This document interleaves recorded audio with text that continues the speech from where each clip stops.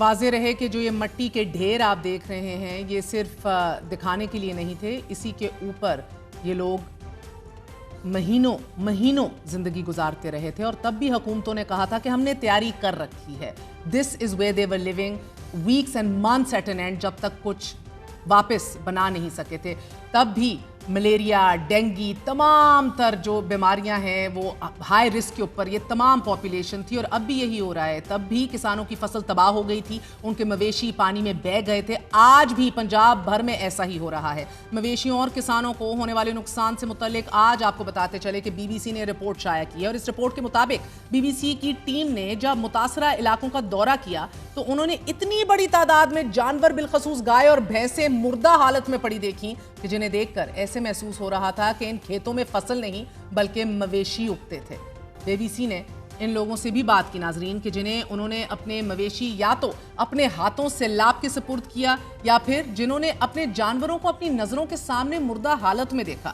ناظرین یہ ایک حقیقت ہے اپنے تئیں کہ یہ بار بار کلائمیٹ چینج ڈسکس ہوتا ہے لیکن ہم اس حوالے سے بالکل بھی تیار نہیں ہیں. کوئی بھی رسک مینجمنٹ سسٹم کہ جو کہ کلائمیٹ اڈیپٹیبلٹی کے ساتھ بنایا گیا ہو اس کا سرے سے کوئی وجود نہیں ہے پاکستان میں. ایک حقیقت یہ بھی ہے کہ بھارت سیلابی پانی انڈس واٹر ٹریٹی میں طے میکنزم کے تحت پاکستان کو پیشگی طلع نہیں دے رہا. That is a reality. مگر دوسری طرف اس میں بھی کوئی شک نہیں ہے کہ بھارت میں بھی طوفانی بارشیں جاری ہیں.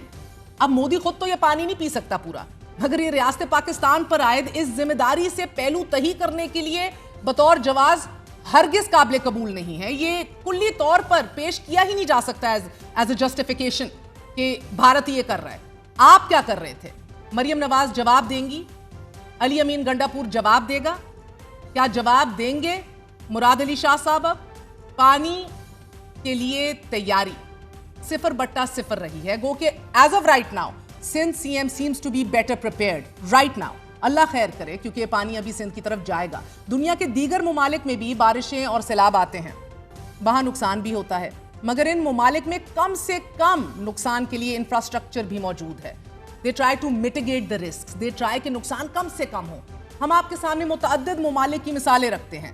ہم سے 1971 میں آزاد ہونے والا ملک بنگلہ دیش اپنے جغرافیائی اور برہمپترا گینجز میگنا ریور کے ڈیلٹا پر واقع ہونے کی وجہ سے سیلاب کی زد میں رہتا ہے.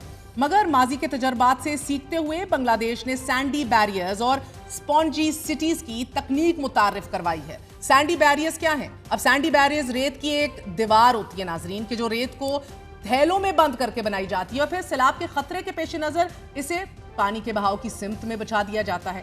یہ سیلابی پانی کے بہاؤ کو کم کرتی ہے، میٹیگیٹس اٹ، اور پھر رفتار کو بھی کمزور کرتی ہے. اس کے علاوہ بنگلہ دیش میں سپونجی سٹیز بنائی جاتی ہیں. بنگلہ دیش میں سیلاب کے قریبی علاقوں میں بیرکس، درخت، مصنوعی جھیلیں، گرین بیسن اور ایسی زمین تیار کی جا رہی ہے کہ جو زیادہ سے زیادہ پانی کو زمین میں ایبزارب کر لے، جذب کر سکتی ہے. اسی طرح سڑکیں اور فٹ پاتھ اس انداز میں بنائے جاتے ہیں کہ جو پانی کو جذب کر سکیں اور پھر پانی سڑک کی بجائے زیر زمین چلا جائے. اس کے علاوہ بنگلہ دیش مسلسل فلڈ کینالز بند، بارشوں کے پانی کو روکنے کے لیے نئے کینالز بنا رہا ہے. سب سے اہم بات تو یہ ہے کہ بنگلہ دیش میں کمیونٹی بیسڈ ڈیزاسٹر مینجمنٹ اور ویدر وارننگ سسٹم انسٹال کیے گئے ہیں جو سیلاب اور شدید بارشوں کی قبل از وقت پیشن گوئی کرتے ہیں. گو کہ ہمیں بھی کل ڈی جی میٹ نے بتایا، مئی سے بتا دیا تھا ان سب کو. مئی سے جواب دینا چاہیے مریم نواز شریف صاحب کو، جواب دینا چاہیے علی امین گنڈاپور صاحب کو اور جواب دینا چاہیے دیگر وزراء اعلیٰ کو بھی. لیکن بیک ٹو بنگلہ دیش، بنگلہ دیش کی طرح چین میں بھی بہت زیادہ بارشیں ہوتی ہیں. سیلاب کا خطرہ ہمیشہ رہتا ہے. ایسا تو نہیں ہے کہ کلائمیٹ چینج سے صرف پاکستان ہی متاثر ہو رہا ہے. چین بھی سپونج سٹیز بنانے کے ساتھ ساتھ بڑے بڑے ڈیم بناتا ہے تاکہ سیلاب سے اپنی عوام کو بچایا جا سکے. یورپین ممالک کو دیکھ لیا جائے ناظرین تو نیدرلینڈز میں بھی بہت زیادہ بارش ہوتی ہے. انہی بارشوں اور سیلاب سے بچنے کے لیے نیدرلینڈز نے ڈائکس اور لیوز بنائے ہیں. ڈائک بڑے بڑے مصنوعی بند ہوتے ہیں کہ جو سیلابی پانی کو روکنے یا پھر پانی کی رفتار کم کرنے اور کنٹرول کرنے کے لیے بنائے جاتے ہیں. نیدرلینڈز میں تقریباً 18,000 کلومیٹر کی ڈائکس بنائی گئی ہیں. نیدرلینڈز کی کلوزر ڈائک کی لمبائی 32 किलोमीटर है। इसका मकसद समंदर के पानी को रोकना और नेदरलैंड्स को सैलाब से बचाना है। नेदरलैंड्स का डाइक नेटवर्क दुनिया के बेहतरीन निजामों में से एक है and it has been actually very well appreciated and reported.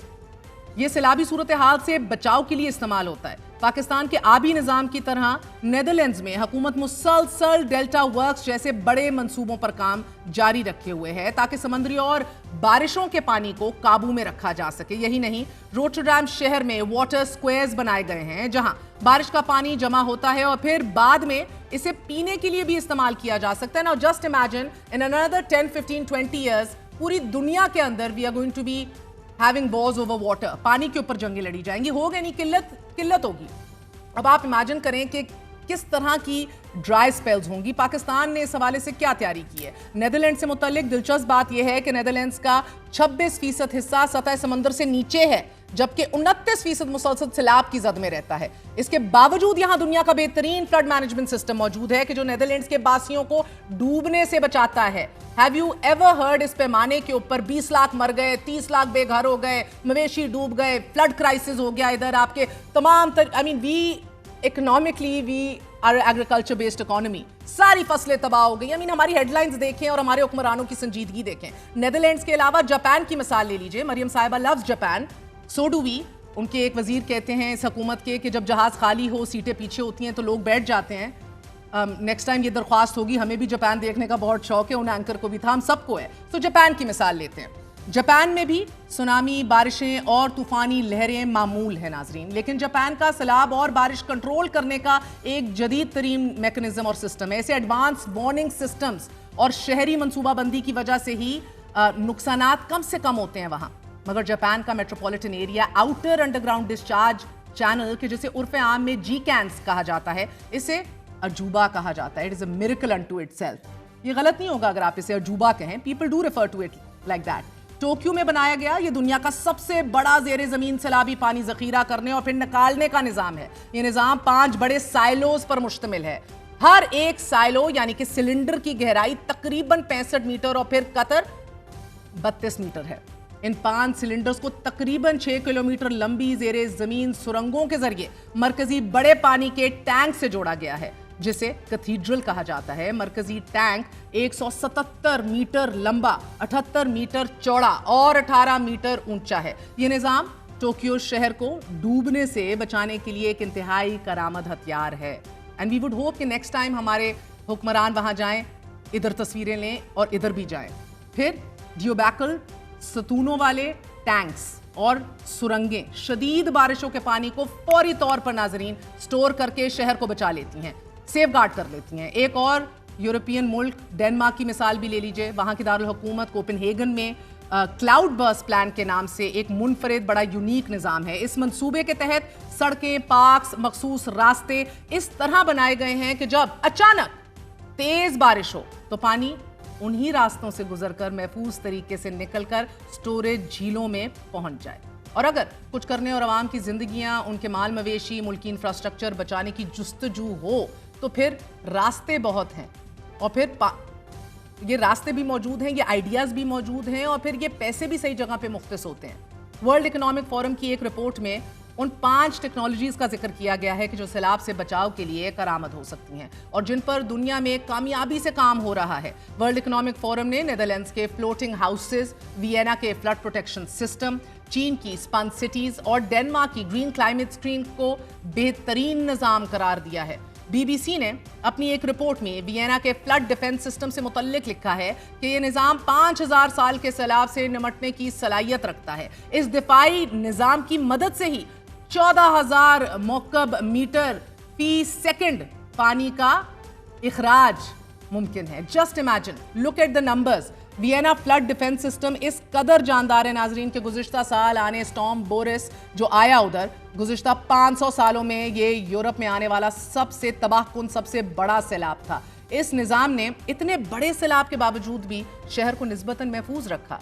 दुनिया के महज़ब मुआशरों में इंसानी जान की कितनी अहमियत है और हमारे यहाँ सैलाब की तबाहकारियों को अवाम के अमाल के खातों में डाल दिया जाता है। कभी वजीर दिफा कहते हैं ये हमारे अमाल हैं, कभी आपके chief minister Khyber Pakhtunkhwa Kalabagh dam की शुरली छोड़ देते हैं आउट ऑफ नोवेयर जब लोग डूब रहे हैं।